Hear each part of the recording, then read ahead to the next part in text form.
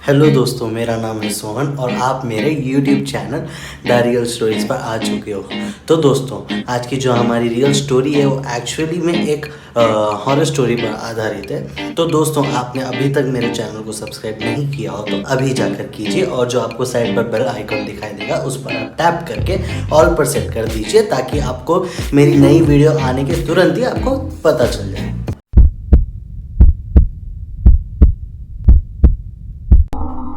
तो दोस्तों, आज की हमारी रियल स्टोरी एक हॉरर हाउस पर आधारित है। जी हाँ दोस्तों, ये स्टोरी हैदराबाद में बेगमपेट के कुंदनबाग इलाके की हॉरर स्टोरी है। ये इलाका बेगमपेट के एक अच्छे खासे पॉश इलाकों में से एक है और उसी इलाके में बहुत ही अच्छे लोग रहते हैं और फिर उसी इलाके में एक भूतिया हाउस भी है मेरे दोस्तों। तो आइए दोस्तों, जानते हैं इस सच्ची भूतिया कहानी को।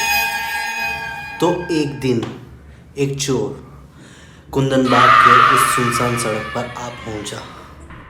चोर ने सोचा इस अंधेरी रात में इस अंधेरी हवेली को लूटना सही रहेगा, मगर होने को तो कुछ और ही होना था। चोर ऐसे तैसे कर कर हवेली के अंदर पहुंच जाता है। हवेली में बहुत अंधेरा होता है। जब वो चोर लाइट ऑन करने जाता है तब एक ही दम से लाइट खोल बंद होता है। फिर वो चोर धीरे धीरे हिम्मत जुटाकर आगे बढ़ता है कि तभी एक ही दम उसके सामने वाले विंडो से एक साया गुजर कर चले जाता है। चोर बहुत डर जाता है। फिर चोर को अचानक से ऐसे लगता है कि उसके पैरों के नीचे यानी कि ज़मीन पर पानी गिरा हुआ है। जब चोर टॉर्च ऑन करके नीचे ज़मीन पर देखता है तो वो पानी नहीं, खून होता है और वो खून चोर के पीछे वाले दरवाजे से आ रहा होता है। और फिर चोर जब दरवाज़ा खोलता है तो उसके सामने वो 3 महिलाओं की लाशों को देखता है जो कि बहुत सड़ चुकी थी। फिर तभी उस चोर को साया दोबारा से दिखाई देता है। चोर बहुत डर जाता है और फिर डर के मारे वो उसके जो खिड़की उसके सामने होती है उस खिड़की से वो कूदने जाता है, मगर वो खिड़की खुल नहीं पाती। फिर चोर इधर उधर देखता है, तब उसे कोने में लकड़ी की चेयर पड़ी हुई दिखाई देती है। फिर वो उसी लकड़ी के चेयर से उस खिड़की को तोड़ देता है और फिर वहाँ से कूद जाता है। खिड़की से नीचे कूदने की वजह से उस चोर को बहुत मार लगता है और खून भी निकलने लगता है।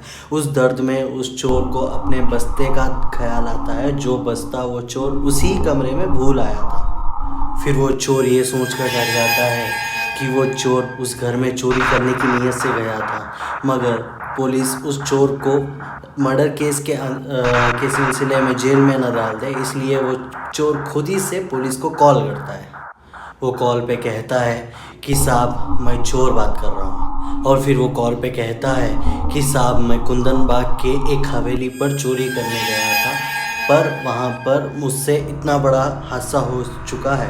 कहकर वो अपना सारा हादसा पुलिस को सुनाता है और फिर ऐसे कहता है, मेरा बस्ता मैं उस हवेली पर ही भूल आया हूँ और आपको इसलिए कॉल कर बता रहा हूँ क्योंकि आप मुझे खूनी ना समझे।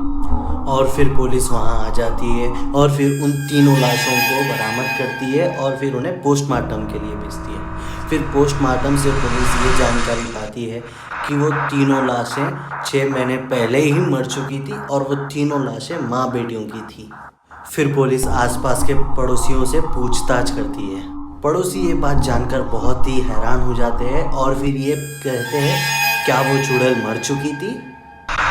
क्योंकि मैंने तो उन्हें परसों ही शायद उस हवेली के आसपास भटकते हुए देखा था। और फिर ऐसा कहते हैं कि रोज़ उस हवेली से अलग अलग नई तरह की आवाज़ें आती रहती थी। और कुछ लोग ऐसा भी कहते थे कि कभी कभी वो तीनों औरतें उस बालकनी पर, उस हवेली की बालकनी पर खड़ी हुई हाथ में दिया लेकर ठहरी हुई दिखाई देती थी, तो कभी एक लड़की एक आदमी को कुल्हाड़े से मार रही हो ऐसा साया दिखाई देता था। ऐसे अजीब और दिल दहला देने वाले घटनाएं उस हवेली पर रोज़ घटती ही रहती है। हैदराबाद के डरावने और हॉन्टेड प्लेसेस में से ये भी एक ऐसी जगह है जहां आए दिन कुछ ना कुछ होते ही रहता है।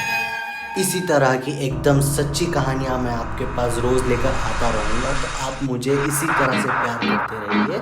और आपने अभी तक मेरे चैनल को सब्सक्राइब नहीं किया हो तो अभी कीजिए और आपके दोस्तों रिश्तेदारों के साथ मुझे शेयर ज़रूर करें। आपका धन्यवाद।